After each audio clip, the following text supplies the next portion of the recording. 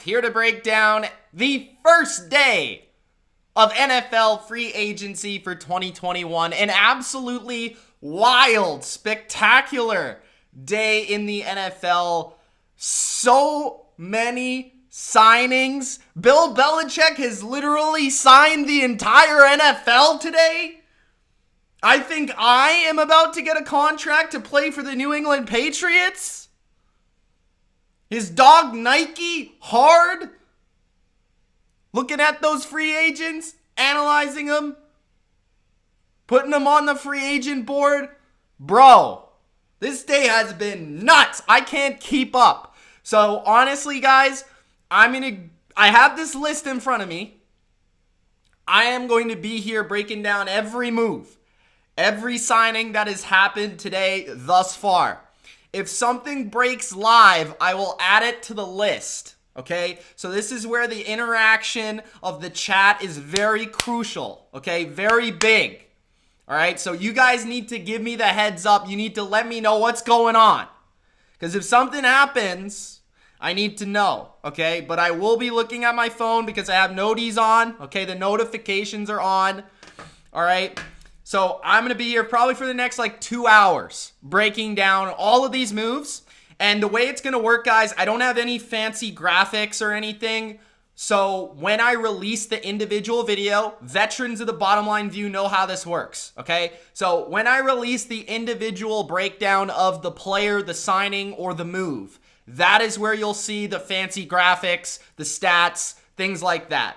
In this video, I'm just giving you my raw reaction and giving you my thoughts on things going down. Because I honestly, you can't keep up. There's just too many things going on for me to keep up. So it's just me on the camera, my charisma, okay? You're going to have to deal with it, all right? So before we dive into every signing from today, which was mostly the New England Patriots, but every signing involving every team, make sure that you do spike that like button. Don't forget to subscribe to the channel for more bottom line view, free agency live, just like we are right now. Also, get in that comment section. Let me know your thoughts on the craziest moves, the biggest moves you've seen today. Which is your favorite move? Is it Jonnu Smith to the Patriots? Is it Corey Linsley to the Chargers?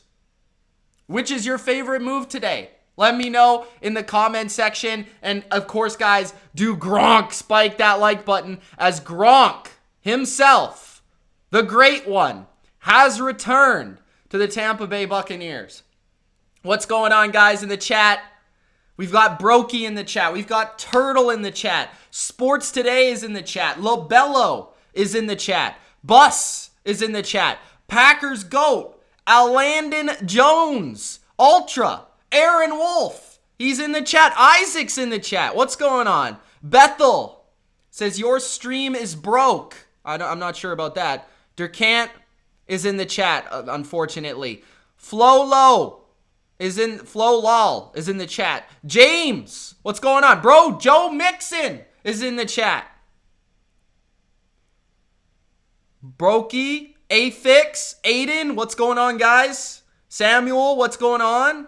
What's going on, guys? All right, so let's get it going. Let's get it rolling. Let's waste no more time. I'm going to take down this just for future videos, so it's just going to be me, all right? The fancy graphics, everything else, if that's a reason to go check out the individual breakdowns. And if you miss anything here live, that's another reason to go check them out. Because how this is going to work, as I do every season, boom, okay, out the gate, just giving you the raw reaction. And then I will be releasing pretty much all of these videos, the individual videos that I do within this big video, on the channel itself, okay? Whether it's 10 minutes, 7 minutes, 5 minutes, whatever it is, you'll see those videos on the channel as well over the next couple of days. And if you missed anything here, you'll be able to see it repackaged on the channel. Okay, what's going on, Elias? What's going on, Isaac? What's going on, Sports Today? All right, so let's start off. I don't even have all the contracts either, so I don't really know exactly the money, but I'm mostly going to focus on, I do have some of the contracts, but I'm going to focus on mostly the fit, the player, and what they can do for your team, how they fit in your scheme, etc. Okay? First topic. The New England Patriots have completely repackaged their roster. In 2021, the New England Patriots will have a completely different team. They just signed the entire free agency, from the wide receiver position to the tight end position, linebacker. They signed edge players. They signed nose tackles, cornerbacks. They signed them all. They're all on the New England Patriots. Just in one day, the New England Patriots have already, as of 7/11 Eastern Time on March 15th, on a Monday, the Patriots have signed not one, not two, not three, not four, not five, not six, not 7 players today. What did Bill just do? Bill Belichick. I need to go on a rant real quick. Bill Belichick, the genius himself, okay? Do you guys realize that this man now, people finally realize that this man went 7-9 with scraps.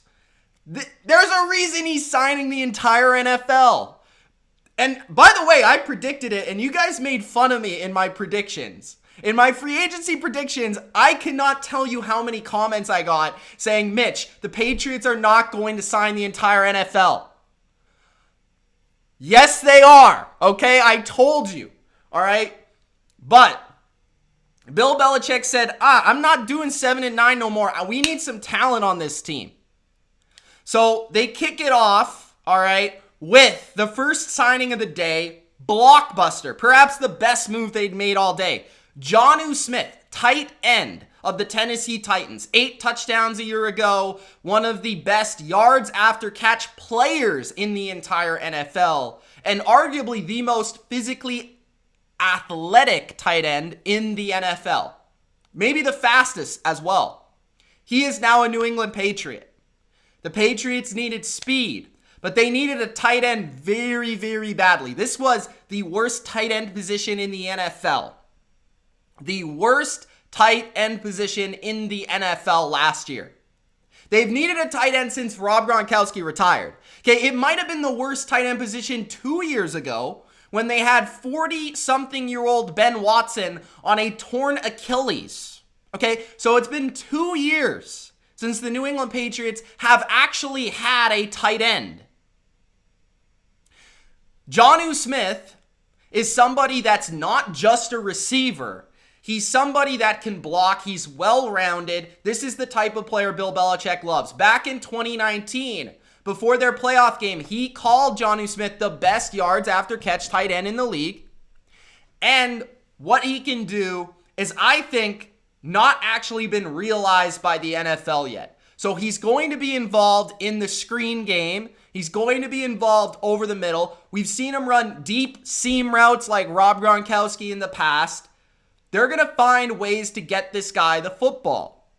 But just like I said, he can also play as a blocker, which is very fundamental to the Patriots offense because, as we know, right, the Patriots offense is going to be about power football. First and foremost, it's going to be about power football, play action, and they're going to sprinkle in the pass. The pass is going to be secondary to what they do offensively. But now you give Cam Newton, who's the supposed quarterback for the Patriots in 2021, I believe he will be the starting quarterback for the Patriots, a tight end who's athletic. Sounds a lot like Greg Olsen, okay? So Cam Newton's always been good with the tight end position. It's always been a big part of the Patriots offense. And when you remove that aspect of the offense, we saw over the past 2 years, this offense has not been the same. Tom Brady, Cam Newton, or any quarterback, okay? It hasn't just been the wide receiver position. It has primarily been the absolute non-existent tight end. Jonnu Smith is a baller. And I'm telling you, this guy has the opportunity to break out in Josh McDaniels' system. He's going to be used in ways that he's never been utilized. You have to factor in that Jonnu Smith, okay, played in a power run system already, okay, with the Tennessee Titans. and was a big reason blocking on that edge, setting that edge, getting Derrick Henry in open space. So he can do these type of things that the Patriots asked Rob Gronkowski to do in the past. But what he gives you now is a guy that's broken more tackles than just about any tight end in the league, outside of maybe George Kittle over the past couple of years. So yes, you look at the money and it seems like a lot, but I'll tell you this. This guy is going to be a superstar. I preferred him for the Patriots over Hunter Henry because I think he's more well-rounded. He's more of a game breaker. He's more of a big play player. And I think really we have not actually seen his peak yet, not even close. I think over the next 3 to 4 years, he's just going to be hitting his stride because I think he has all the tools. He has all the athleticism, all right? But there has not been a coach or a system to put him in the place to get the most out of Jonnu Smith. So this signing might have been the best fit of the day across the NFL. Bill Belichick addressed the tight end position here. And according to multiple sources, this was the guy they wanted the most. Out of every tight end and every wide receiver, they picked Jonnu Smith as their guy. I predicted it, all right? I predicted it. He's already a top 10 tight end, but I believe he truly does have top 3 potential, okay? He has all-pro potential. That is his potential. We've seen moments. We even saw early last year he was on a Pro Bowl pace, but for whatever reason, the Titans got away from that, all right? My guess right now would be Jonnu Smith is a Pro Bowler in 2021. That's my guess. I love this move. I think it makes them a lot better at their weakest position, and I think he will be utilized as one of, if not their top weapon this year. And I think he should be utilized that way. And I think he fits exactly what they're looking for in terms of somebody that has versatility, toughness, and athleticism. And he's young. He's only 25. So Jonnu Smith's a prime free agency signing by Bill Belichick and the New England Patriots. Now, move number 2 was Matthew Judon. This one kind of came out of nowhere, okay? I was expecting the Patriots maybe to address the edge position, but it's been many years since the Patriots have spent big money on an edge player. Actually, the last time I can remember them spending big money on an edge player was another guy from Baltimore named Adalius Thomas. Now, that worked out for maybe a year and a half and really didn't live up to the hype. Matthew Judon is somebody that on the surface appears to fit the Patriots very well, but you would have never thought that he would have been in their price range. Like on a typical season and a typical offseason, the Patriots would never actually make this move. Like they've never had the money, they've never had the ability to go out and sign the luxury of having a guy like Matthew Judon. They've never really been able to address it, okay? But now basically what they get in Matthew Judon is Kyle Van Noy, but a better pass rusher, okay? So Matthew Judon is somebody that has great versatility. He fits this system very well. He played in a similar system with both Dean Pease, who's also former defensive coordinator of New England. And then on top of that, okay, a guy that played with Don Martindale. Now, I know that some people, like PFF's guys, always say, okay, he's somebody that gets a lot of free pressures, free sacks. Well, that's because of the scheme, all right? But he is an underrated pass rusher, I think. But here's the thing with Matthew Judon. Like Bill Belichick likes his tight ends, he also likes his edge players to be very well-rounded, all right? And Matthew Judon is very well-rounded. He can set the edge well. He was a big part of the reason why they beat the Titans. That was Matthew Judon, his ability to set the edge and hold up the run game, as well as be able to blitz through these schemes and through these stunts. He's athletic enough to do that. And he's also good enough off the ball as a pass rusher to just get to the quarterback with 4.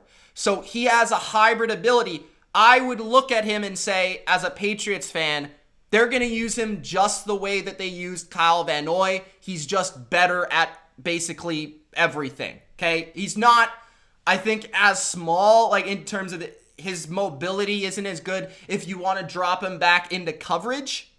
But when it comes to pass rush and when it comes to run defense, I think you get an upgrade in terms of that type of player, okay? And that is why he got that much money. So I would have been concerned about Matthew Judon if he would have went somewhere to be, like, let's say Seattle. Like, just, okay, pin your ears back and you're going to get to the quarterback. That's not exactly what he's great at.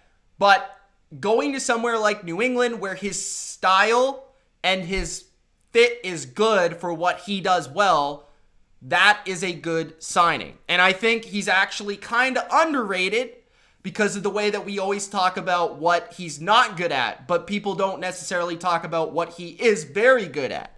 So he's a great player. He's going to make their position, one of their worst positions, just way better, like drastically better, okay? And it's awesome because the Patriots have not had a good edge player since Chandler Jones, and now they have a legitimate top 20 edge player here in Matthew Judon, and has been that way. He's been very consistent as well. That's also something that's very valuable, right? Consistent, healthy, and well-rounded. That's Bill Belichick for you, and that is Matthew Judon. That's what they're getting here. He's also, I think, one of 4 players to have like a certain amount of pressures and a certain amount of sacks in the same time span. And that's also something that maybe flies under the radar. So great signing. I love both those marquee signings. I never really thought that Matthew Judon would have been a possibility for New England, but when you really think about it, it makes a lot of sense because the scheme fit is there. So the Patriots have now replaced Gronk, and they have replaced Kyle Van Noy.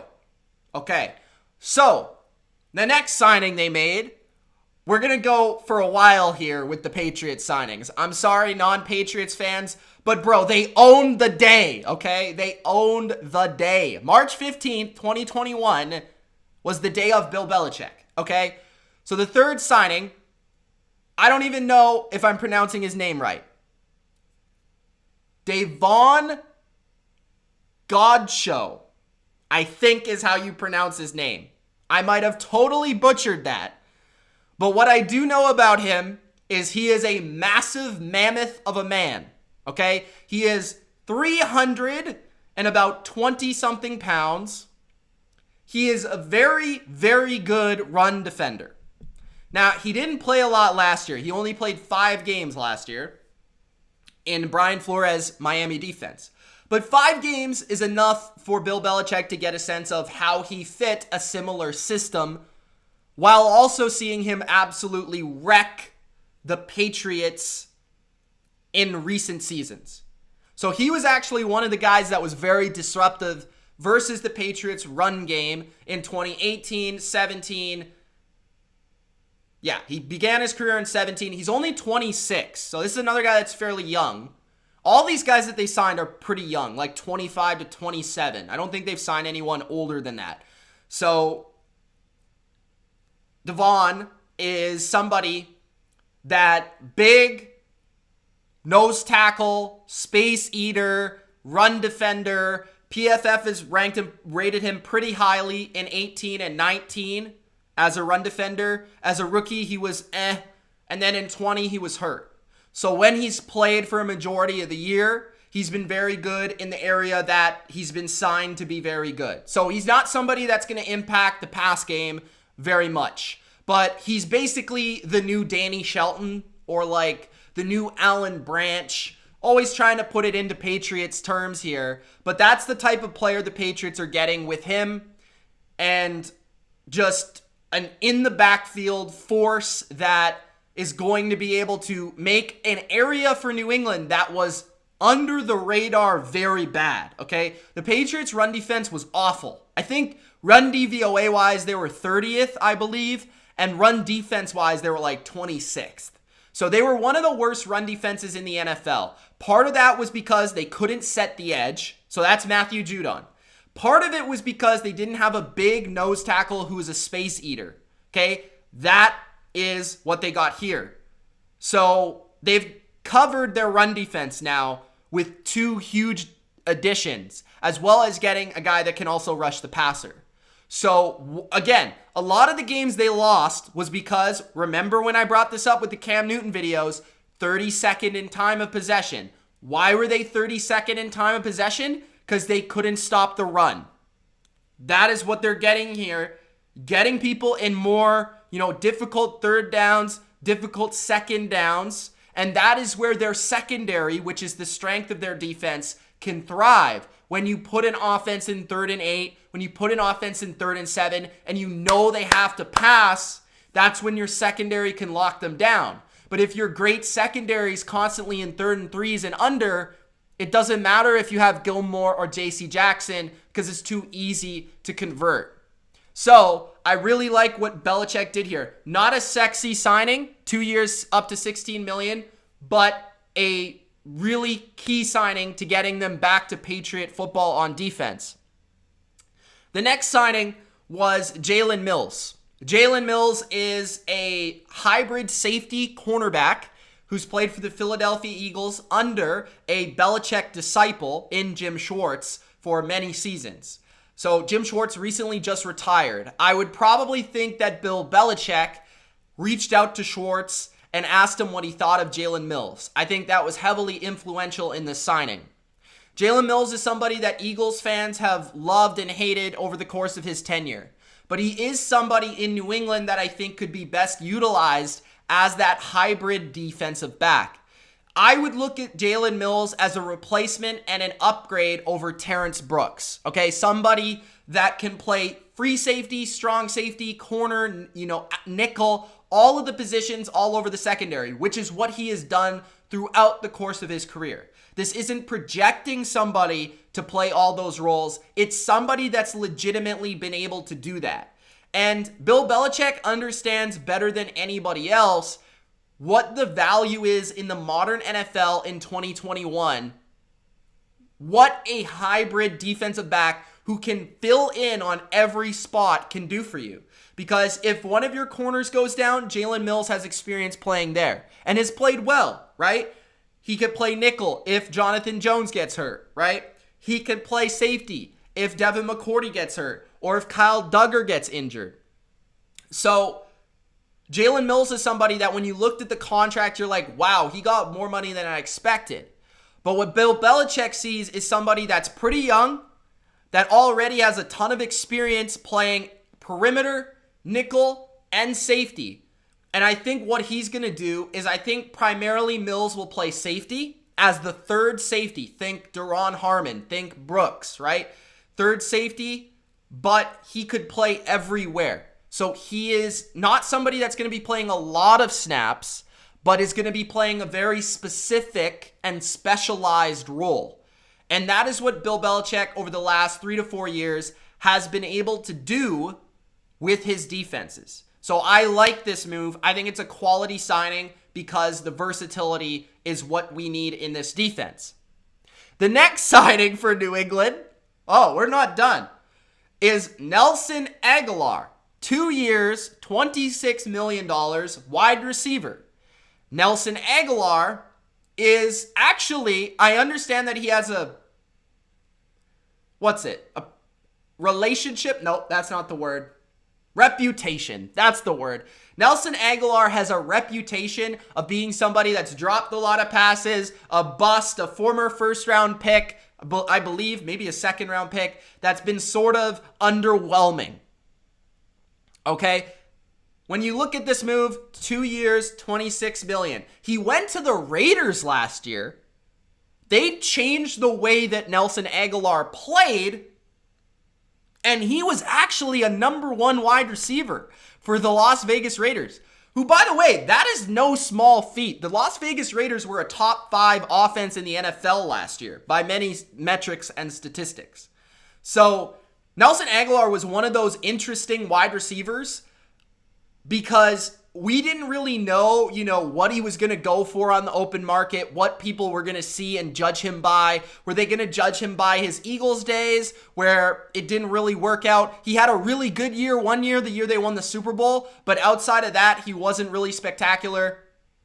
Or were they going to judge him on his most recent, which was in John Gruden's system, as more of a perimeter receiver who is actually more of a deep threat. That's actually what Nelson Agholor was last year, guys. You might think of him as the inside, slot wide receiver. He is more of an perimeter guy now, and he's more of a guy that can go deep down the field and make plays deep down the field.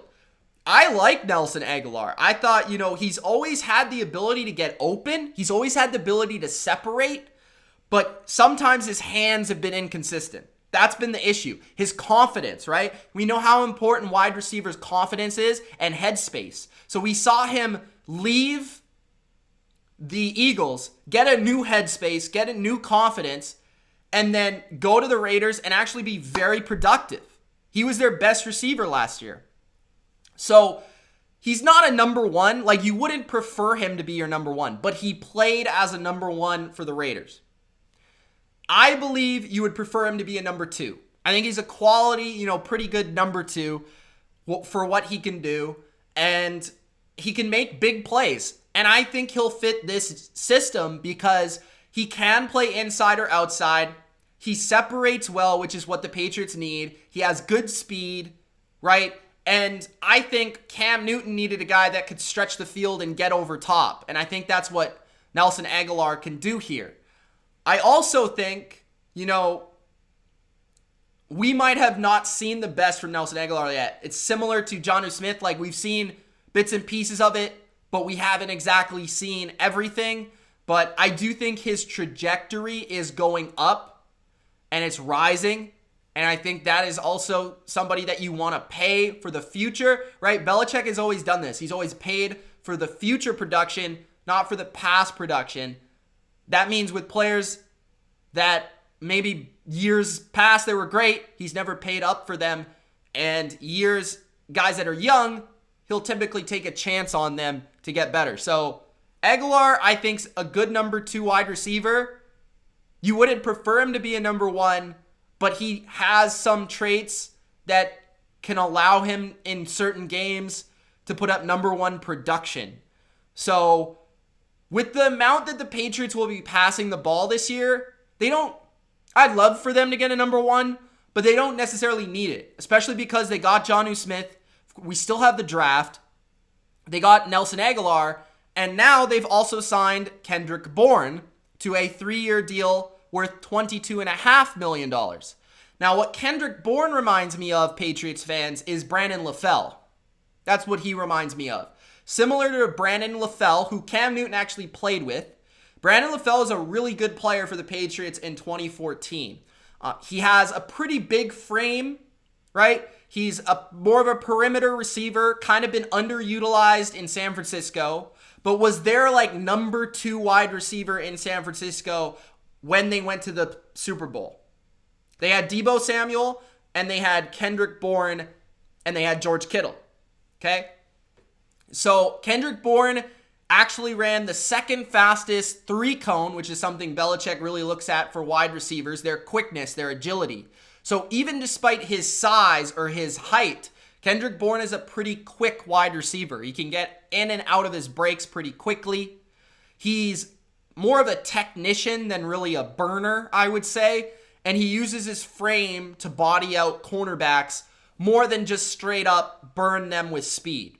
But he's been pretty underrated over the past couple of years. He's been pretty productive when called upon. And I think, again, he's another guy that played in a system, right? You look at a receiver with the Raiders and you look at a receiver with the Niners who played in offenses that primarily run first and play action, right? This is exactly what New England's going to be doing in 2021 with a lot of running and then guys that can get open, understand, leverage and getting open on those play action shot type plays. And I think those two receivers will complement Cam Newton with, different bodies, different body types, different type of players. And actually, Kendrick Bourne is a little bit like Jacoby Myers when you really think about it. I think they're fairly similar in how they play. So Kendrick Bourne, 3 years, $22.5 million. Not a number 1 wide receiver. Again, he has played as a number 2 receiver, but he's more of a number 3. and he'll be a productive player for them. And by the contract, it would suggest he'll be on the team and playing a role. Now, finally with the Patriots here, again, not 1, not 2, not 3, not 4, not 5, not 6, 7 moves today. They have re-signed Dietrich Wise as well. Dietrich Wise, just quickly here, Patriots fans know him, but I think this was a really valuable re-signing. I think he's actually underrated as an interior pass rusher, and I'm happy he's back. Adam Butler is still a free agent, I believe, so maybe they work on a contract with him. But he's somebody that I thought if he would have left, he would have thrived elsewhere in a Seattle scheme or something like that. But I'm glad he's back because I think he is a valuable interior pass rusher on those third downs, in those pass rush situations, and he can play a role on the inside more so than on the edge. So Dietrich Wise, I'm happy he's back as well. I think he's an underrated Patriot. So those are all the Patriots moves from today, March 15th, 2021. Let me know what you guys think about every Patriot move from today. And let me know which one your favorite is. Is it Jonnu Smith? Is it Matthew Judon? Is it Kendrick Bourne, maybe Nelson Aguilar? Let me know in the comments section below. All right. So, man, that already took a lot out of me. That was only 8 signings. We got way more to go. Guys, before I get to the next team, make sure that you do spike that like button, and don't forget to subscribe to the channel for more Bottom Line View. Okay, so next, I have the Chargers up next. I do have to say something. Okay, Julian Edelman is still on the roster for the Patriots. Not sure how healthy he'll be come September. But Jakobi Meyers will certainly be one of their starting receivers. So right now you're looking at a 4-receiver rotation of Nelson Aguilar, Kendrick Bourne, Julian Edelman, and Jakobi Meyers. That's not bad. I don't hate that at all. If they were to end it there with Jonnu Smith as the tight end, I'd be fine with that. If they put more resources into the defense, I'd be cool with that. You're looking to re-sign David Andrews, and the offense is pretty well secure. You could add a number 1 wide receiver. You could add a draft pick, but I don't think you need to necessarily because, again, this team is going to be very run-focused. And then on the defensive side of the ball, that's where Belichick really wants to, flesh it out and really make it strong. He's always been a defense-first coach. So I like what the Patriots have done. All right, let's get to the LA Chargers, which I believe only one major signing. They had a re-signing today. Okay. The Los Angeles Chargers have signed the number 1 center in the entire NFL.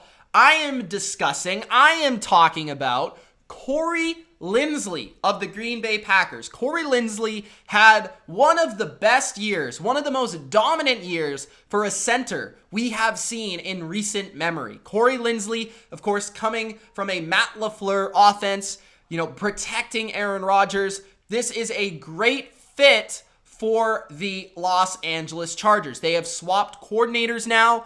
They are running a different offense, but first and foremost, what they wanted was somebody that could protect for Justin Herbert, period. And Corey Linsley can certainly do that. Not only can he protect Justin Herbert, but he's also going to inform and help the progression of Justin Herbert, okay? So he is going to help with protections up front. He is going to be a mind in the locker room and on the field that will help Justin Herbert, a young, promising quarterback, get a lot better. And that center-quarterback relationship is often something that is underrated, but it is definitely a big deal and helps a young quarterback especially. So Corey Linsley is just an excellent all-around player. The number 1 ranked center in the NFL according to Pro Football Focus, as well as an all-pro a year ago. He opened up lanes for Aaron Jones and protected Aaron Rodgers. I think what he does best is probably as a pass blocker, but he's also really good in the run game too, right? He's known for being a part of that zone scheme, being on the move. He's very agile, very mobile for a center. He can move to the second level with blocks and, pull blocks, reach blocks, things like that. And he's very active also. So he's a smart guy. He's technically sound. Even if you want to say, I didn't see him have a bad game this year, quite honestly. Maybe versus Vita Vea, but that was about it. Like, I didn't really see him have a bad game at all. I don't think he surrendered a sack the entire year. So he's somebody that's just going to be, you're paying a lot for a very, very good lineman. I know it's not sexy. It's not like signing a pass rusher or a wide receiver, but trust me, the Chargers have needed linemen forever, bro. So finally, they have a center, right? Pouncey left them, and honestly, Pouncey was always overrated for them. Now they've got the premier center in all of football that's going to help them run the football with Austin Eckler and help them protect Justin Herbert. So overall, love this move. Linsley is just hitting his prime as of last year and is going to be a great center for the next 4 to 5 years with Justin Herbert. So I'm excited for you Chargers fans. Hopefully that is just a small little taste of what's to come with their building of the offensive line. But I think it is a major move for them to bring in the best center in the league.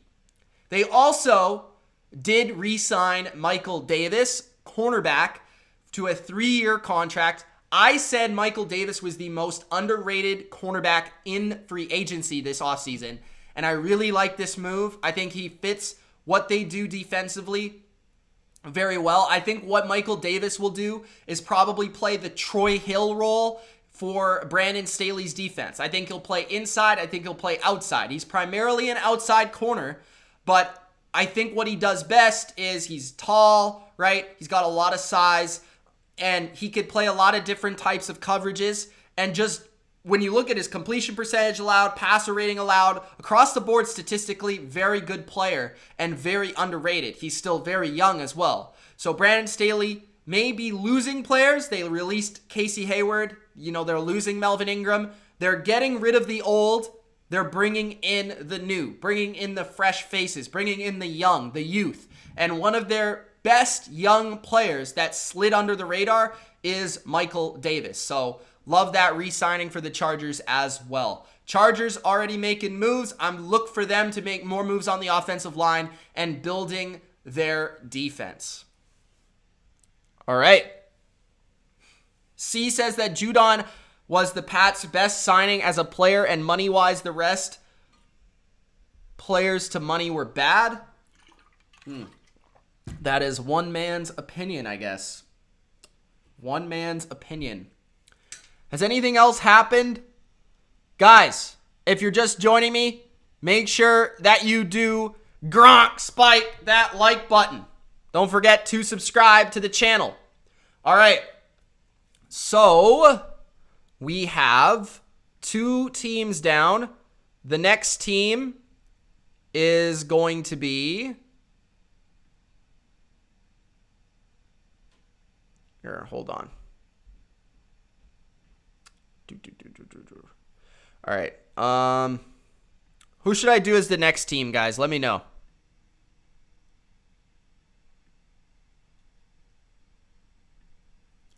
First person to give me the next team wins. Danico Autry got a 3-year, $21 million deal with who?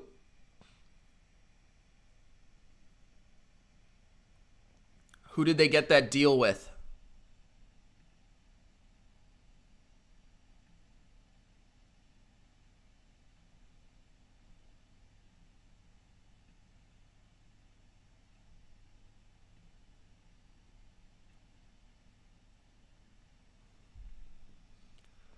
Hyde to Jacksonville. Trade?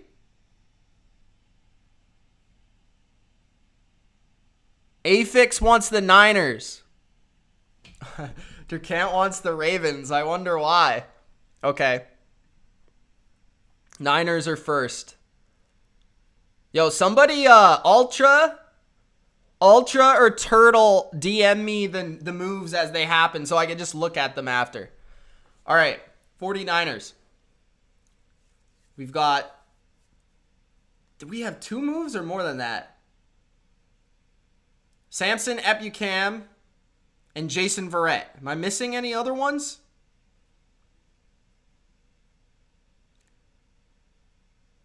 I don't think so. I don't want to mess this up.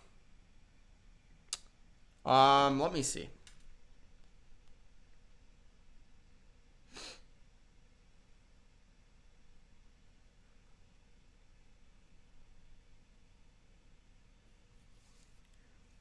D Ford, okay, he's already on the team. Kyle Juszczyk, obviously. I think those are the 2 main ones.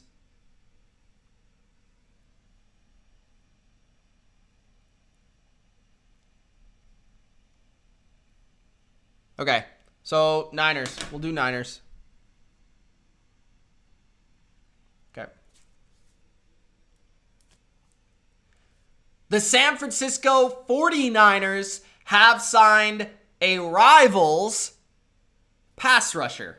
Samson Ebukam of the Los Angeles Rams has signed with the San Francisco 49ers, and I apologize if I did pronounce that name incorrectly, but I believe I got it. I'm not sure, but I can tell you that the player is good, and I can tell you that the player is kind of underrated. I've always been a little bit of a fan of Samson Ebukam, and I do believe that he's somebody that I didn't see as a fit initially with the San Francisco 49ers. So I'm very intrigued to see how he does fit. But what I can tell you is that he's somebody that will provide depth off the edge. He's also a hybrid type edge linebacker player that could potentially also line up as an outside linebacker for this defense. So I've always been a fan of him. You know, he had a really productive Super Bowl versus my Patriots a couple years ago. He's made plays, you know, as a pass cover guy, as a run defender,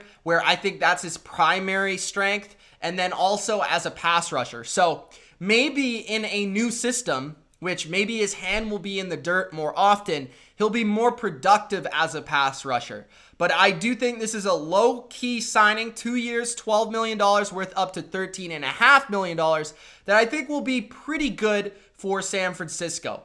I think he's just somebody that might replace Kerry Hyder if they don't bring him back. They've restructured D Ford. Of course, they have Nick Bosa. So he's going to be somebody that works in as the 3rd or 4th in the rotation off the edge. And the 49ers know how valuable their depth is up front. They've seen it go thin. So Ebukam is somebody that can play a role in the front 7 in multiple places. That's the guy that is valued, that you are worth giving a little chunk of money because you know he can play a variety of spots. But primarily for the Rams, he played on the edge, primarily as more of a traditional 3-4 outside linebacker. But I would really like to see how he looks in this scheme in more of a pin your ears back type of defense. And I think that is what you're going to get. But I am intrigued by it. He's always been a player that I've liked and I've always noticed watching the Rams. And he's kind of slid under the radar, being one of the edge players playing alongside Mike Brockers and Aaron Donald and Ndamukong Suh a couple years ago. So a nice rotation, under the radar player that is going to really complement what they already have on the roster. The other move that the 49ers made was bringing back Jason Verrett on a 1-year deal worth, basically nothing. I mean, $5.5 million for Jason Verrett is what I believe the contract is and what I believe to be an absolute steal from that standpoint. I believe Jason Verrett is one of the 20 best corners in the NFL when he's healthy. And to get that player for only $5.5 million on a 1-year deal, you're getting a legitimate number 1 corner, especially in your system, which he's played in basically his entire career, right? He played with the Chargers and he played with the 49ers. Both teams run the same defense. Okay, both teams run a cover 3, press bail, Seattle scheme. And he's been great in both teams when he's played. And he's been a number one corner when he's played. And to me, he was the number one corner for the 49ers last year. You know, despite having Richard Sherman, Jason Verrett outshined him, outperformed him. I believe Richard Sherman's on his way out. But this is interesting because I think Jason Verrett might be on a prove-it contract, okay? Might be on a contract that betting on himself to get a long-term contract after this year. And you have to wonder if that was a bad decision because Jason Verrett is somebody that's been often injured. I think it's a great move for the Niners, but I don't think it's a great move for Jason Verrett because if I was Verrett, I would have taken the long-term contract if I could get it, and supposedly he could have got it. So I would have taken the long-term contract if I was Verrett, but that's just me. I think the 49ers got a steal here and get a legitimate number one cornerback with good speed, good athleticism, and good coverage ability. Yes, he's been injured, but when he's been on the field, he's been a very good player. And I believe he'll be a very good player for the Niners in 2021. So those are the signings today on March 15th, this Monday, free agency day number 1 for the San Francisco 49ers. Corey Davis to the Jets. All right, interesting. Nice. Very cool. All right. I saw a lot of people saying the Patriots were going to go after him, and I never really thought that was really realistic. Corey Davis, $37.5 million, includes $27 million guaranteed with the Jets. Woo! We got how much money is that? $12 million a year with $27 guaranteed? That's about the same as Nelson Agholor, am I correct? Which I guess that makes sense. That's a lot, though. I think that's a fair contract, I would say. Let me just adjust these lights here. Okay. Corey Davis, I DM'd you in Discord, says Ultra. What else we got? Dime says Jets get Davis. Eden says bruh. Kelly says, who else do you think the Pats will pick up? Possibly another receiver, but I could see a linebacker. I'm still hoping for Jayon Brown of the Titans.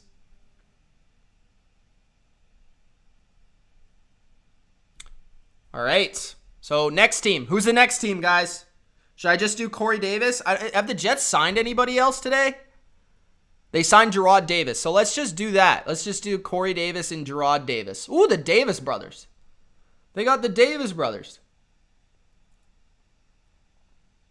I don't agree with Truth. I think Nelson Agholor was just as good as Corey Davis last year. If you actually look at the numbers, watch them play. All right. So let's do this.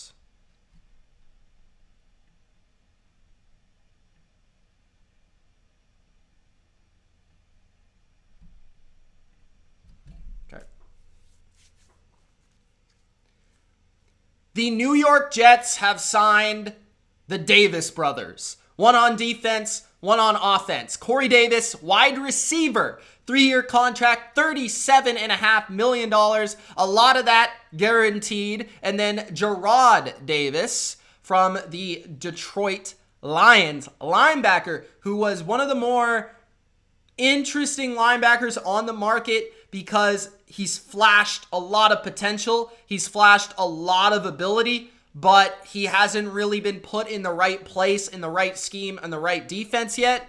And I think that is one that might get overlooked because Corey Davis was just signed. But I'm telling you, Jarrad Davis could be somebody that flashes on your defense this year in a lot of different type of ways. So let's start with Corey Davis, though, because that's the big name. That's the big signing.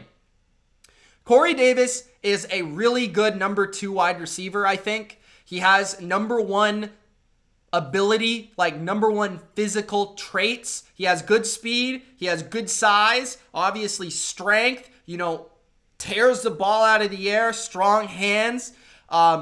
Pretty good in terms of gaining separation as a route runner.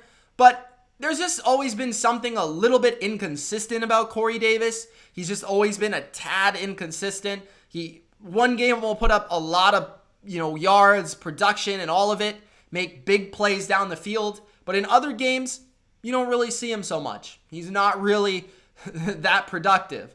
So he's come and go. He's hit and miss. But when he's on, he can put up number one production. And when he's off, you'll be wondering why you signed this guy to so much money.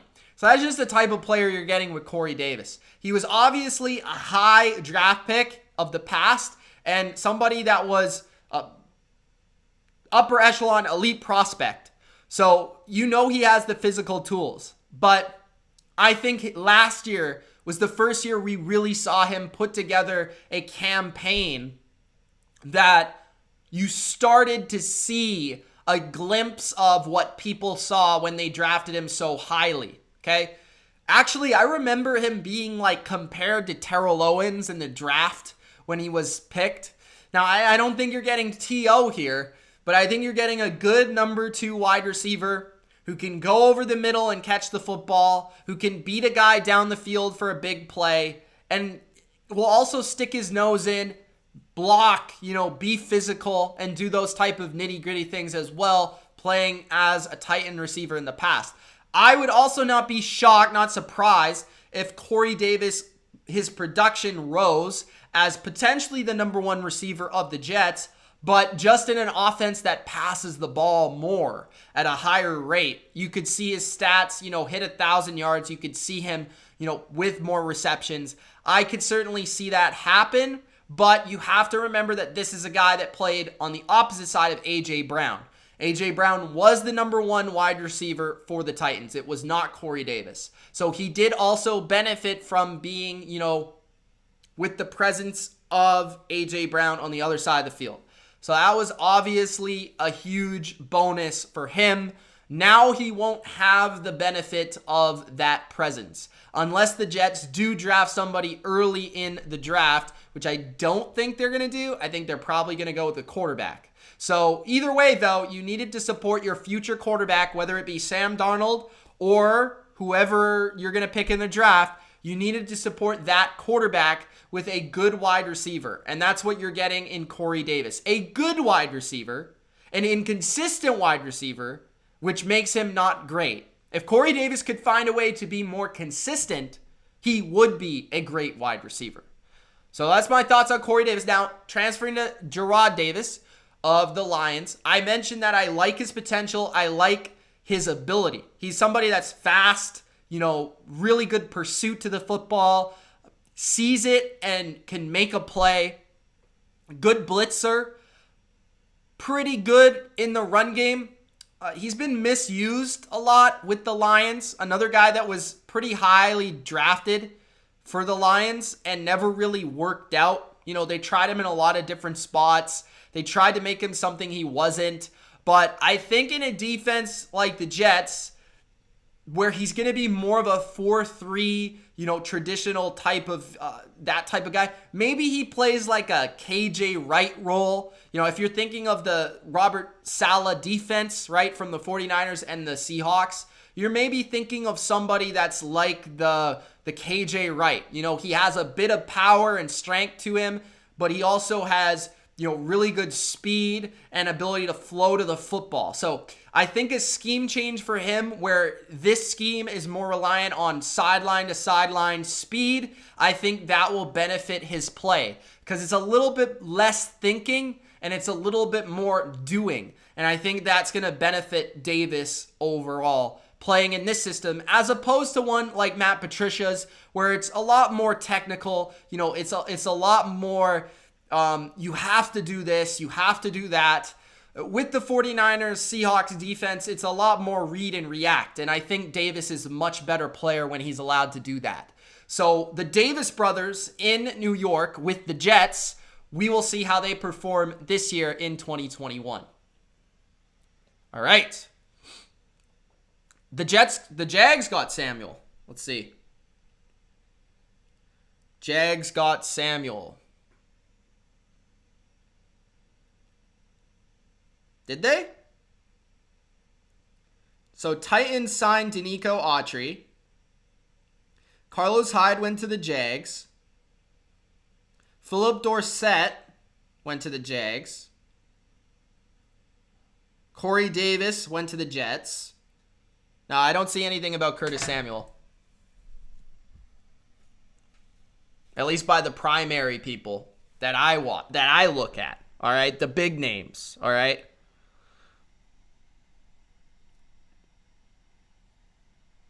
Who knows where he's getting that news from, bro? Man's lying to me.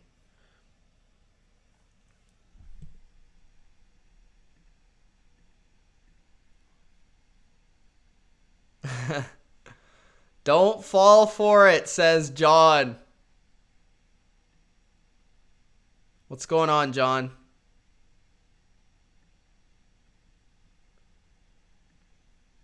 What's up, Steven?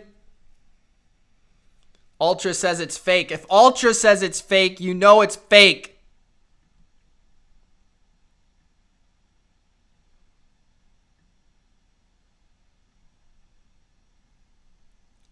All right.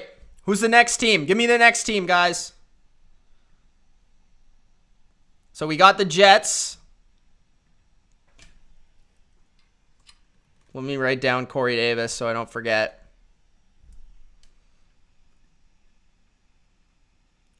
Where can you find that podcast? It's called The Juke Pod. You can find it on all platforms, bro. Thank you for subscribing. Thank you for asking. The Juke Pod.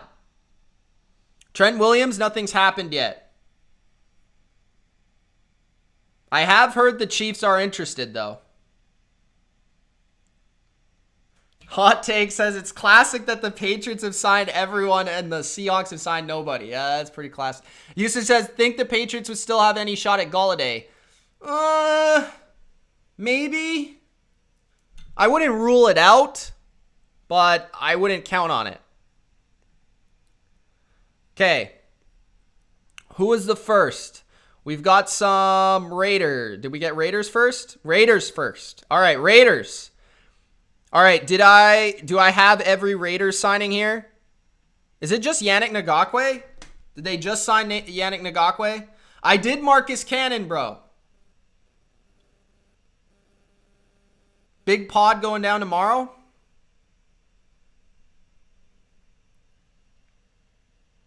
I have not done the Broncos yet. Don't worry. Guys, I'll get to every team. I'm just sorting it out.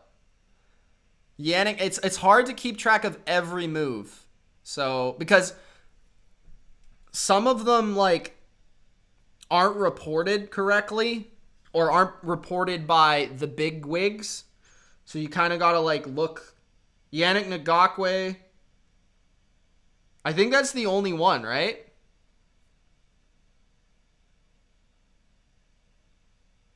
Do I think OBJ has a shot to go to the Patriots? I hope so. They can still use a number one wide receiver.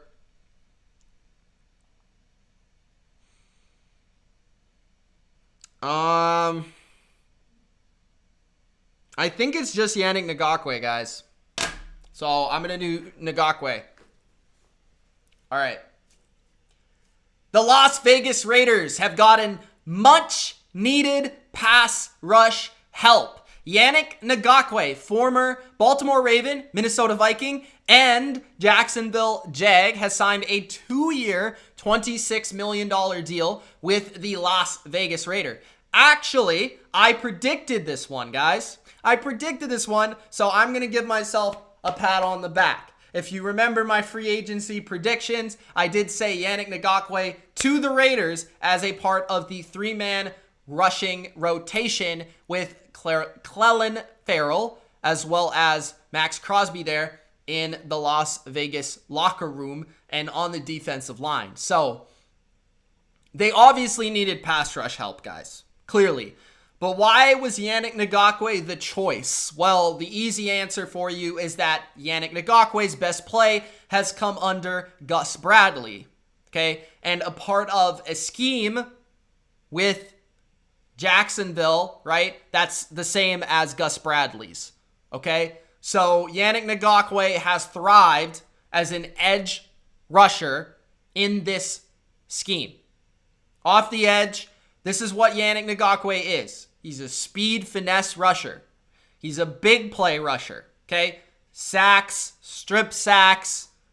He is not super consistent. I think that's been one of the things that people have been critical about with Yannick Ngakoue has been his inconsistency, especially over the past year. But you have to remember, okay, that Yannick Ngakoue is somebody that was on the Jags, very productive for first 3 years of his career. Then he gets traded to Minnesota because he wants out, right? He said, I'm not playing for Jacksonville anymore. Your organization is a mess. They suck. Gets traded to Minnesota. Minnesota, he sucks on Minnesota. Like, he's not getting any sacks, pressures, any of it. He's not doing well. He's not fitting in. It's just not working. Okay? So he basically did nothing for Minnesota. Minnesota trades him to Baltimore. In Baltimore, Yannick Ngakoue, in a totally different scheme from what we saw him in Jacksonville. Totally different. Actually, 3 pretty different schemes. You know, Minnesota's is closer to Jacksonville's, but Baltimore's is totally the opposite of Jacksonville's. So in Baltimore, I think he put up something like 6 sacks. You know, he was pretty productive overall, and he fit in. And what you're getting with Yannick Ngakoue is still a pretty young, really athletic defensive end. And he's a pass rusher. He is not preferably an every down player. He's not very good versus the run. But that has not been the Raiders' concern. They've actually been fairly good versus the run, especially last year. What the Raiders needed was really a pass rusher. A pin your ears back, 3rd down and 8, get to the quarterback and make a play. They have left their secondary out to dry for far too long. And Yannick Ngakoue is somebody that, given his inconsistencies, you know, he's not the most well-rounded. What he can do is he can sack the quarterback. Okay? We've seen that for the last 3-4 years in his career. He once, I believe, tied the league lead in strip sacks.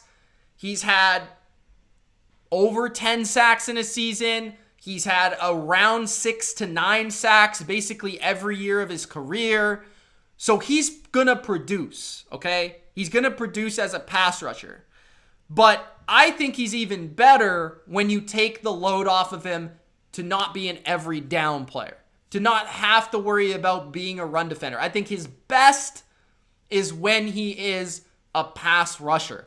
So that's why I like him with the Raiders, because they already have 2 other edge guys that are capable of being starters. And as much as I don't like Clelin Ferrell, you know, I didn't really love the pick, but he played better last year.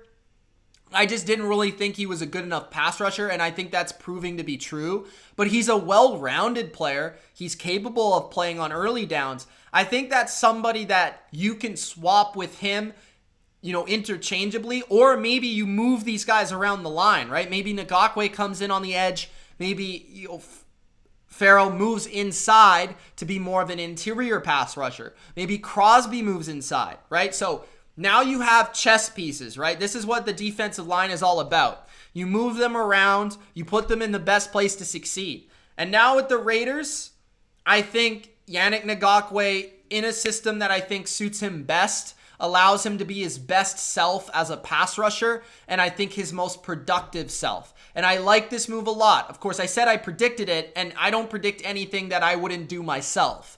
So I think this is a good move. I think this makes the pass rush and the front a lot better for the Raiders as a pass rushing unit, and it makes them a lot deeper and just more well-rounded. So I think we'll see what they do on the interior of the D-line moving forward. I still think they need help there, but I think the edge is a lot better now with this move of getting just a pure pass rusher in the building for the Raiders. Maybe their biggest need they've had on their team since losing Khalil Mack. So Yannick Ngakoue signs a 2-year, $26 million contract with the Raiders. I also don't hate the money at all. 2-year deal is pretty serviceable for a player that has the potential and the upside of Yannick Ngakoue. You just got to remember that sometimes he's not going to always be the most consistent.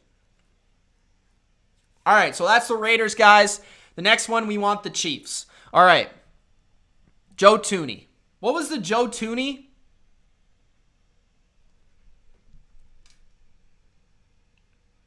The Patriots have another one. The Patriots have signed the entire NFL. The Titans are making a strong push for Bud Dupree. That's another one I predicted. The Patriots have signed another freaking player. Patriots have snuck one more deal in under the radar as they have agreed to terms with former Jets defensive lineman Henry Anderson on a 2-year deal. Yes, I did Kendrick Bourne. Henry Anderson's a good player. I like this move. I know because he's been a Jet. So Belichick's addressing his run defense. I actually want to see where Anderson ranked here.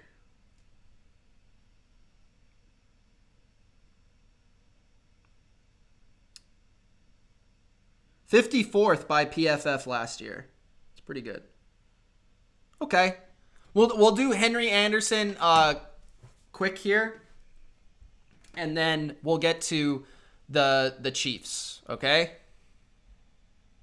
We've still got so many to go. Okay, so I did the 49ers and I did the Raiders.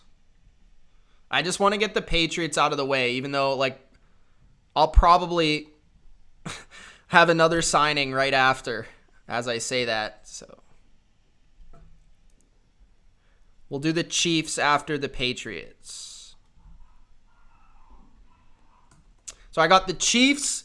I got the Bucks re-signings, the Browns, the Texans signing like 1,400 people that are all no names. And I don't even know if I'll do that one. I might leave that to the end. The Jags, the Panthers. I don't even know if I'm going to do the Panthers one. It's just Cam Irving. And then the Broncos and the Rams. The Rams was just a re-signing. I don't know if I'm going to do that either. So let's do Henry Anderson, and then we'll get to Joe Thuney, which I know you guys want to hear about, to the Chiefs. Okay. And just as I stopped talking about the Patriots, they sign another player on a 2-year deal, former New York Jet. So earlier today, they already signed a Miami Dolphin defensive lineman. Now they come back and they sign a New York Jet defensive lineman. Henry Anderson. Henry Anderson is, I would say, the most experienced veteran player off the top of my head that they've signed today. Ranking 54th by PFF this past season. He has been considered a very solid defensive lineman, more well known for his run defense than his pass rush ability. But once again here, Bill Belichick addressed his run defense.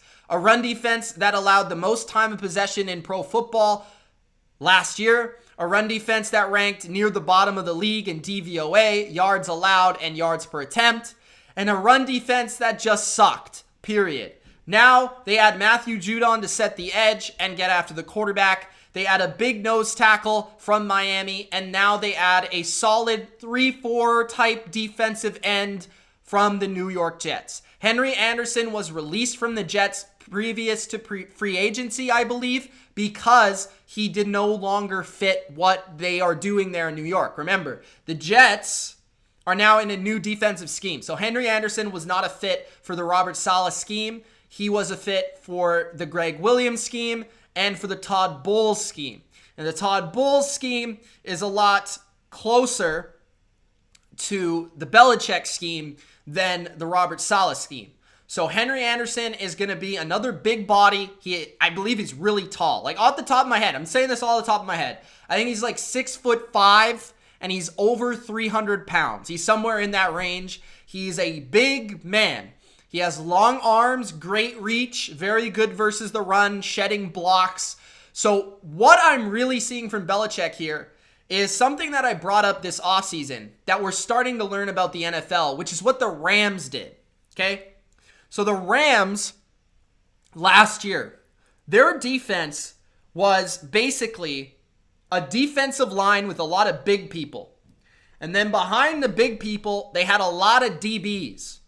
I would not be shocked if the Patriots this year are saying that they want just a bunch of big mother you-know-whats to defend the run and to shed blocks, and then a bunch of corners behind that and safeties. Because that's what the Rams did. The Rams were the number one defense in the NFL. Now, the Patriots attempted to do that this year, but they had no ability to defend the run. So what Belichick is thinking, if I'm getting in the mind of the genius, is he is trying to get a bunch of run defenders that can play the run with a limited box count. So not a lot of people near the line of scrimmage. And he wants big people to defend the run, and then he's going to use his secondary to cover behind that. So he's already added a 300-plus pound nose tackle from Miami, and now another 3-4 DN type from the Jets in Henry Anderson. Henry Anderson, good quality starting interior defensive player, and will be mixed into the rotation. They still have Bo Allen coming back, who didn't play last year. They signed him last offseason. They'll see if he can compete and have a role there. Dietrich Wise was re-signed. Lawrence Guy is a free agent, so maybe that means goodbye to Lawrence Guy. Maybe they bring him back.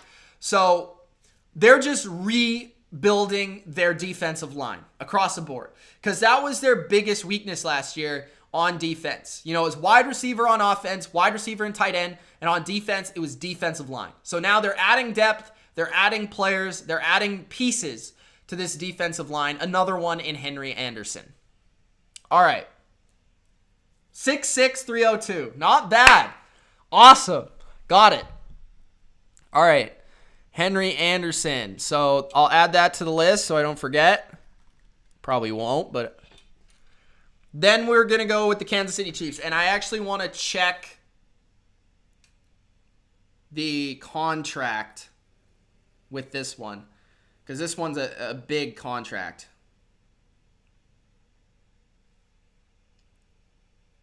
Okay, so a $80 million deal. 5 years, $80 million.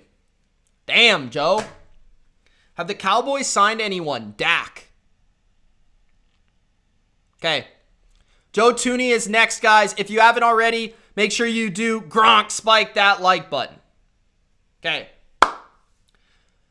The Kansas City Chiefs, number one priority, protect Patrick Mahomes. Not only are they going to do that, they are signing one of the league's premier pass-blocking interior offensive linemen, guard Joe Thuney, who has never missed a game as a member of the New England Patriots, will be a Kansas City Chief. 5 years. $80 million. 80. 80. Kansas City Chiefs are going big on the O-line. And this is something that I've always been fascinated with Andy Reid and the way the Chiefs front office has built this team. To me, when you think about Patrick Mahomes, while we saw their tackles be a disaster, and they just released Mitchell Schwartz and Eric Fisher, offensive line in the interior for Mahomes, to me, has always been more important, despite them spending less money on it. And the reason I say that is because Patrick Mahomes has the ability to escape pressure, to run around, to move. But the problem resides when you are getting such a push up the interior of the line that it forces you to run around and you're running into your edge players. That's what we saw in the Super Bowl. You know, obviously JPP and Shaq were dominant, but those two players were benefiting from Vita Vea, Ndamukong Suh, William Golston, just feasting on the weak interior of the Chiefs. So Joe Thuney, the Chiefs saw him as a premier guard who's great in pass protection. They value that, obviously. Good as a run blocker. Very good, actually. Physical. Doesn't miss games. That's essential, okay? Joe Thuney is one of the toughest football players in the NFL. He once had a season where he did not get a penalty. That's insane. Last year, he didn't have a penalty, okay? Joe Thuney is an all-pro caliber guard on the left side of the line now for Patrick Mahomes. Now, I don't know what they're going to do with the left tackle and the right tackle. They're going to have to figure that out. But they've got their left guard now. And I think that's going to help Mahomes because Mahomes can see the edge players. But when it comes to the interior dominating, it's difficult for you to really escape that rush. You have to run backwards, right? And it's something that the tackles can't compensate for guards and centers being destroyed. So I actually think guard play in the NFL is underrated, and I think Joe Thuney has just going to bring them such an upgrade. Like, you guys are going to love this guy. He's consistent. He's good all around. Really doesn't have a weakness. Again, tough as nails and a champion. He understands culture. He understands winning, and he's going to bring that as well to the Chiefs, who are looking to win. Patrick Mahomes was grinning on Twitter about it, and I'm sure he's very happy that the Chiefs are putting his protection as the priority. Joe Thuney, one of the best guards in football, is now a Kansas City Chief. We will see what the Chiefs do to the rest of their offensive line to help Patrick Mahomes and help secure their franchise, because he's their guy for the rest of eternity. Help protect him for the coming years. $80 million to Joe Thuney. Enjoy it, Chiefs fans. Awesome player. And thank you, Joe Thuney, for being a member of my Patriots. All right. So Joe Thuney is done. Who do we have next?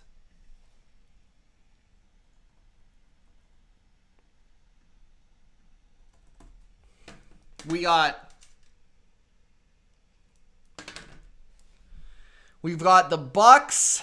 We've got the Browns. John Johnson's a big one. I got to do that. So let's... The re-signings, I don't love, doing re-signings because it's not really anything to talk about.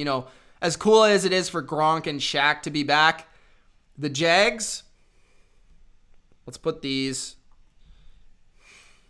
Broncos sign Ronald Darby. Bucks, you want me to do the Bucks? Can we go over the Jags, guys? Who did the Jags sign? We got Jamal Agnew. We've got... Didn't they get... They've got like 8 guys, I think. Texans. Okay, so for sure, I want to do the Jags. I for sure want to do the Browns right now. I'm going live at 9. Again, so on Catch the Blitz, guys. Catch the Blitz on Instagram. I'm going live on there. So make sure you do follow Catch the Blitz on Instagram. I'm going live on there. If you're in the Discord, that's the best way to find out. But I'm doing the Jags and I'm doing the Browns for sure. Please the Bucks, says Braden. Okay, I'll try to do the Bucks. If I don't do it here live, guys, I will do it. It just won't be live.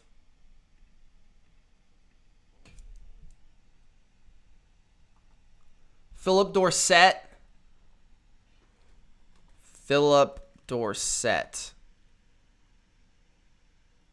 Okay. Anyone else? Didn't they get Hyde? Or am I crazy?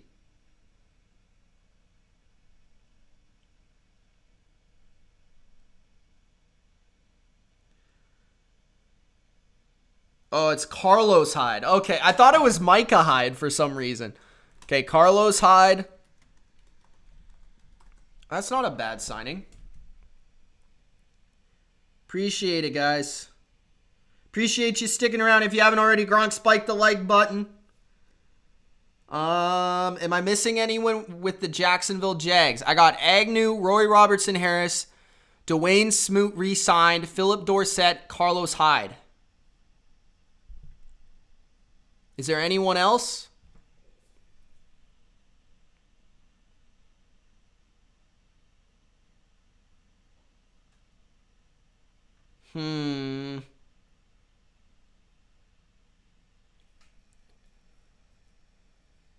I think that's it.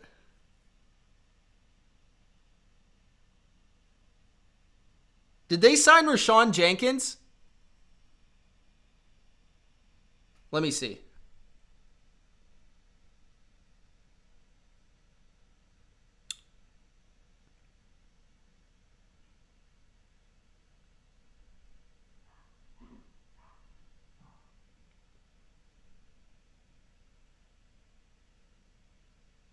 Trey Herndon's re-signing.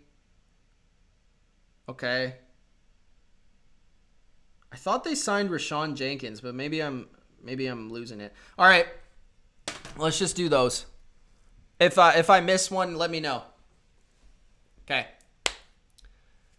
The Jacksonville Jags have been very active today. All the reports, all the headlines have gone to Bill Belichick for obvious reasons. But Jacksonville has been very active in free agency on this first day of free agency. Now, not huge names, but players that will come in and help them and play depth roles for their roster. We've seen a kick returner in Jamal Agnew, also potential gadget player, traded for a 5th-round pick from Detroit to Jacksonville. Jamal Agnew is somebody that I really like as a kick returner. He's explosive, open field, just makes people miss, and a game changer. I think that's somebody that I'd always welcome to my team, is a premier kick returner, punt returner type player. He can also be used on jet sweeps, handoffs, and maybe as a Curtis Samuel-esque type of player offensively for Jacksonville. They also signed a player that I love. I think he's one of the most underrated defensive linemen in football. That's Roy Robertson Harris of the Chicago Bears. 3 years, $24.4 million, $14 million guaranteed. Roy Robertson Harris has never been a full-time player because of the strength of Eddie Goldman and Akeem Hicks up front for Chicago. But when he's gotten a chance to play, he has been very good. He's very good versus the run, but also kind of underrated as a pass rusher. Huge man, very strong player, and length, size. Think Calais Campbell light, okay? This is the type of player Roy Robertson Harris is. Big wingspan, he's 6'6", about 275, 280-ish. He's not quite 300 pounds, but he fits that style of defense now in Baltimore, where I think it's funny because he's played a majority of his career in a different type of role than I feel he's going to play in Jacksonville. So Jacksonville's converting their defense to more of a Baltimore style of defense, and I think he's somebody that could play some end for you on early downs in run sets and run defense sets and run defense downs, but then he can move inside for you on pass rushing downs. I look at him as somebody that is really the replacement for Taven Bryan, who they kind of whiffed on and they kind of missed on in the draft.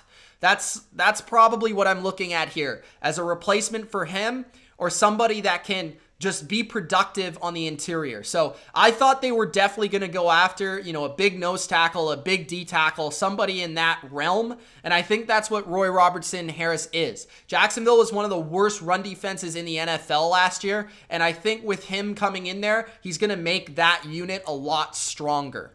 All right. And he's going to play probably as an every down player for Jacksonville. And you're going to see far more production from him than you've seen from him in the past. So don't really lean on the production. Don't look at the stats with Roy Robertson Harris as much, but turn on the film and realize how good this player is. He's very good shedding blocks, getting in the backfield, making plays that way, using his long arms and using his reach to his advantage. I think Roy Robertson-Harris is going to be a very good player for Jacksonville in a lot of different type of roles. But like I said, the most comparable player I can remember for Jacksonville is like a Calais Campbell type, where he could play on the inside, but he can also play on the outside.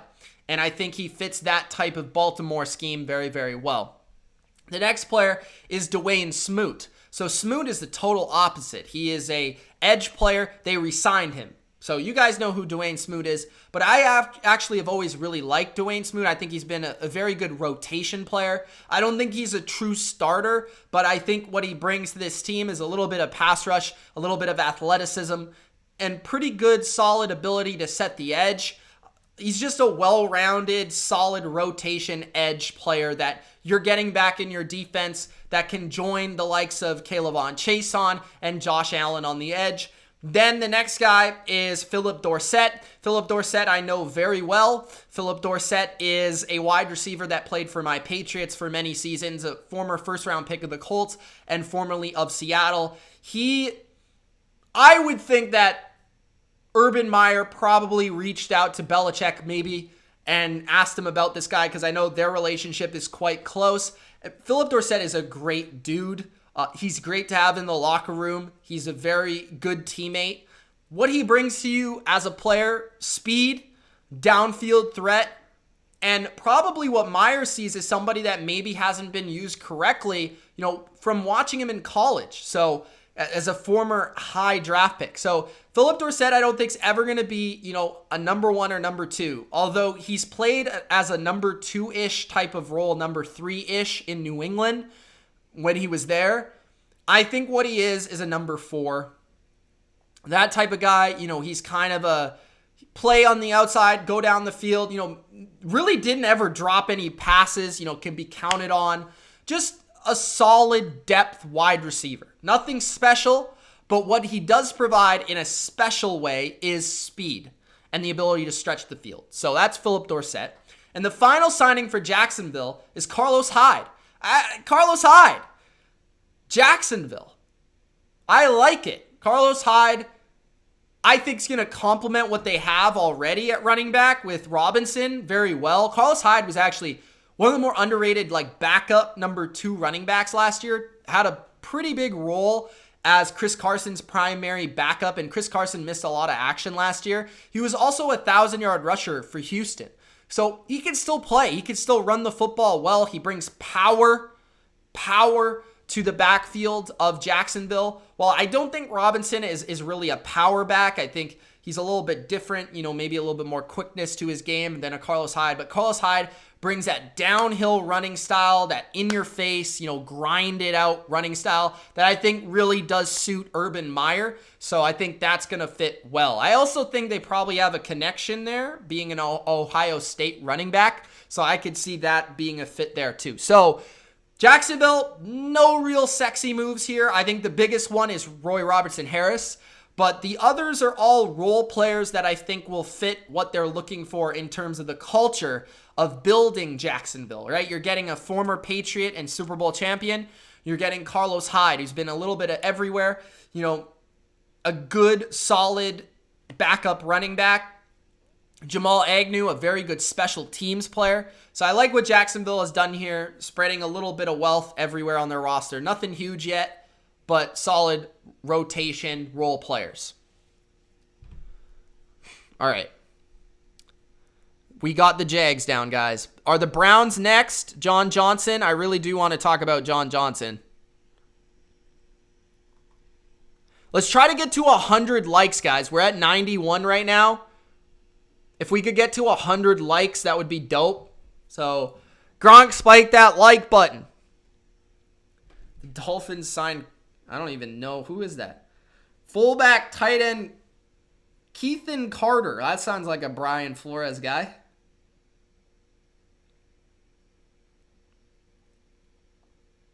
Okay, we got Bud Dupree to the Titans, so that's next, guys. I want to see what the money is, though, so maybe I'll wait a second. That's a big move.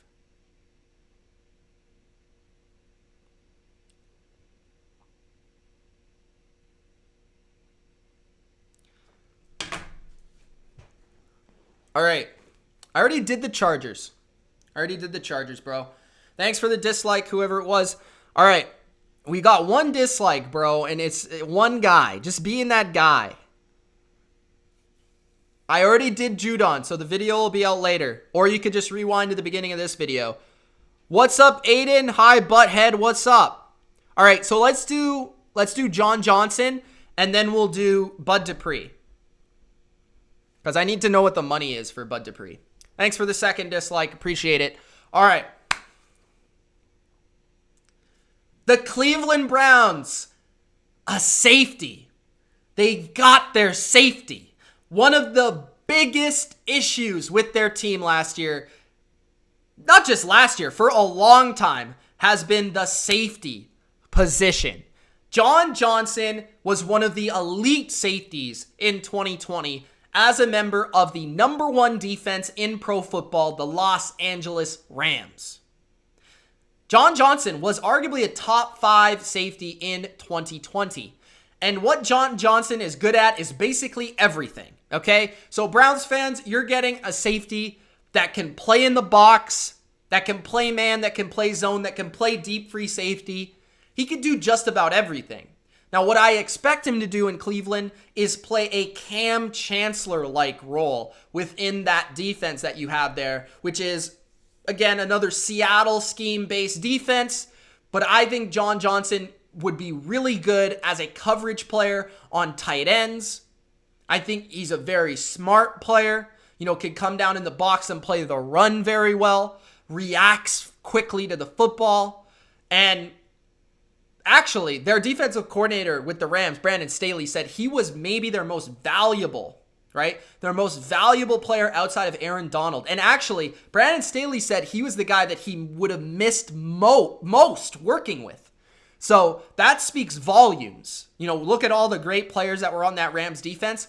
#1 player on Brandon Staley's list of guys that he wanted to work with or guys that he'll miss working with was John Johnson. So he's that good, guys. He really had a huge year this year, broke out, and basically doesn't have a flaw in his game.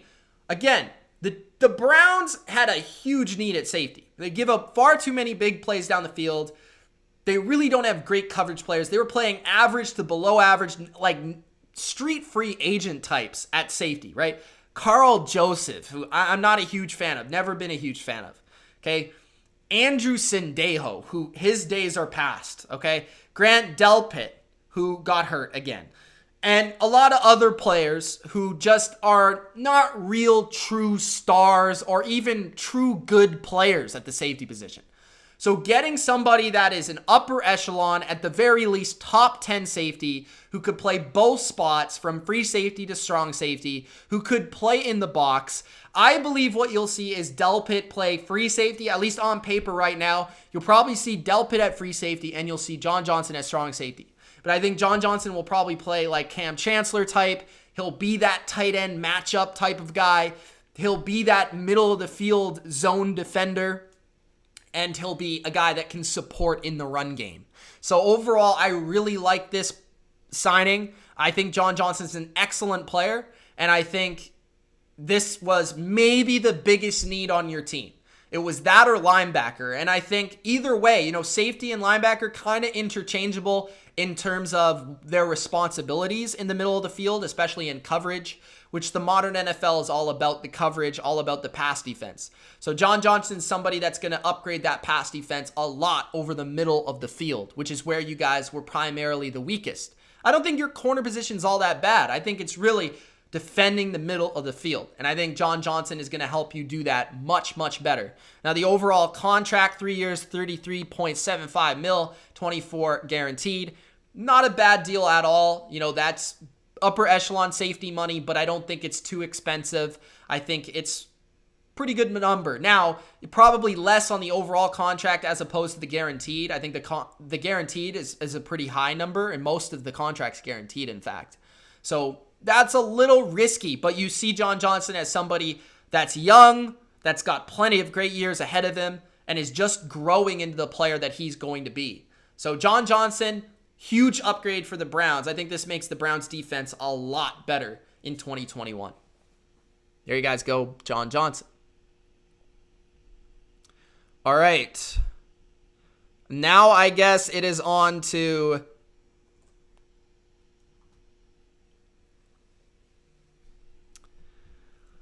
Bud Dupree. Let's get to 125 likes, guys. Okay, Bud Dupree, $16.5 million. Let's see. Another one I predicted, by the way. Yes, I'm patting myself on the back. Former Steelers offensive lineman Matt. Is it Matt Feiler or Feiler? I think it's Feiler, right? 3 years, $21 million deal with the Chargers. I should do that one too because I already talked about the Chargers. Damn, these signings are going. There's too many signings. You guys are going to have to tune in to catch the Blitz at 9. I might have to leave here after 2 things because I want to eat. I want to eat, and then I got to go live again. So we're going to go with Bud Dupree, and we're going to go with Matt Feiler. And then I'll probably have to record the rest later. Maybe I'll hop on here later, but let's just get this done. All right, so Matt Feiler, 3 years, $21 million deal. This one will be quick, guys. All right. The Los Angeles Chargers are not done adding to that offensive line. Matt Feiler of the Pittsburgh Steelers has signed a 3-year, $21 million contract with the Chargers. This is a player that I actually thought was going to slip right under the radar and not be signed on the first day. But as we've seen, the offensive line market has been really expensive this year. Like from Cam Robinson being franchised to Joe Thuney's $80 million contract. We've already seen Corey Linsley go to you guys and many other moves with franchise tags involved with a lot of money going to the offensive line. Typically we see the Super Bowl really impact the offseason, and so far that's been the case. Matt Feiler is somebody, though, that I like because he has great versatility. He can play tackle or guard, and he can play it at a pretty high level. Either way, he's played it at a high level. And what he's primarily good at is pass blocking. So I think the Chargers have really addressed their offensive line rather well here. I think he could play left tackle, left guard, or right guard. Really, the only position that he hasn't really played is center, which is where Corey Linsley is going to be. And you guys already know that your guards are free agents. I think you got rid of both of your guards. But you have Brian Bulaga, who's obviously a good player. Now, maybe Feiler plays left tackle. Maybe he plays guard. Either way, I think he's going to be productive. I think he's going to be good. And like I said, he's very versatile. He's underrated, too. I think he's about 26, 27. He's somewhere in that range. Still fairly young. And again, probably one of the more bargain type of players on the offensive line, because pass blocking, obviously the priority now in the modern NFL. You have Justin Herbert, who you need to protect, a young up-and-coming quarterback, and only like $7 million-ish a year for a good player at 2 positions potentially. That's a good deal. So you partner Corey Linsley now with Feiler, and I think another solid addition to a new and improved offensive line for Brandon Staley's Los Angeles Chargers. All right, Feiler is done. Next, we got who's next? Bud Dupree, $16.5 million, 28 years old. All right, I got that wrong, but whatever. Thank you for that. Robert, send OBJ to the Patriots. Okay. Bud Dupree time, $16.5 million a year. I don't really know the rest of the deal.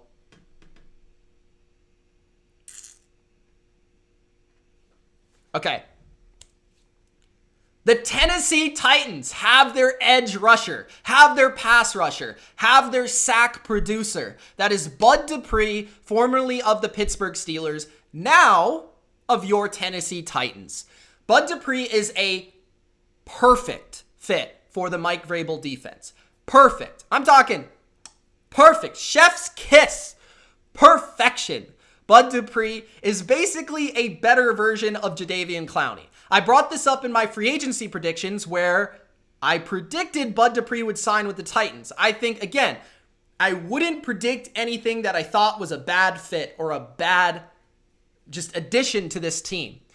Bud Dupree, some camps feel he's a little overrated because TJ Watt, because Hayward, because Tuitt, because, you know, all the players that have been on Pittsburgh that have been able to allow him to have free rushes, free sacks, free, lanes at the quarterback, or have been singled up because TJ Watt takes on the double team or Hayward takes on the double team. And while that might be true, you always have to remember that this type of defense isn't always about just the pure ability to rush the passer. There are some defenses that are just about getting to the quarterback. But there are others that, like Vrabel's, who comes from the school of Bill Belichick, he really values setting the edge. And Bud Dupree is one of the best edge setters in the league, run defenders in the league. So he's going to provide Jadeveon Clowney type run defense with also an ability to get to the quarterback that the Titans have not had, okay? This is a really, really good player. Bud Dupree's a really good player.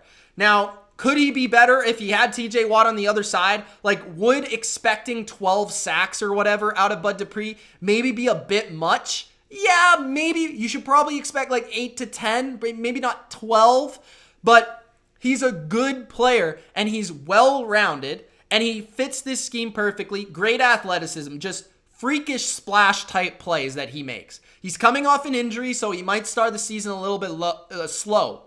But I think overall, he's an awesome player that deserves this money, $16.5 million a year. He's my number 2 edge rusher of this free agency, only behind Shaq Barrett, and I think he is going to significantly upgrade the Tennessee Titans front seven with a player that I'm sure Mike Vrabel has probably seen similar type of players in the past, right?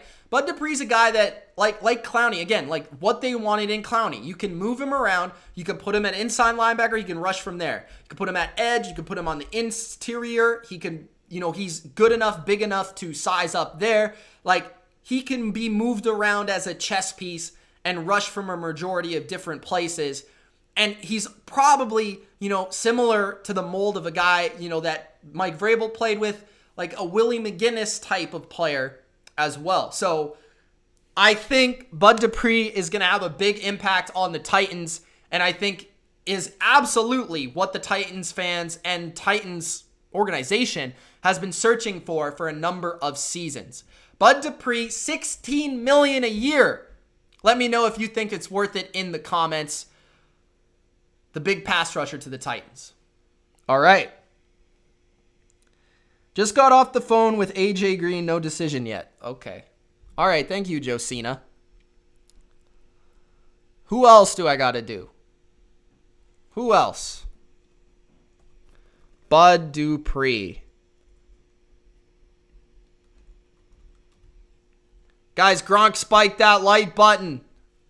Okay, so I think it is time to go. I do have some more to do, but I'll likely be doing them later because I do want to eat before I hop on this Instagram Live. So guys, if you want to catch more of my live coverage, make sure you go over to Instagram. Check out Catch the Blitz, okay? Catch the Blitz on Instagram. They have over 100K followers. They put up the quickest news in the game on Instagram. And if you want to see me analyzing all these free agent moves on Instagram Live, then check me out over there. We will see you very soon. I might even hop back on here on YouTube to do the rest of these if there's any more crazy breaking news. All right, guys, thanks for watching. It's been Mitch. Peace.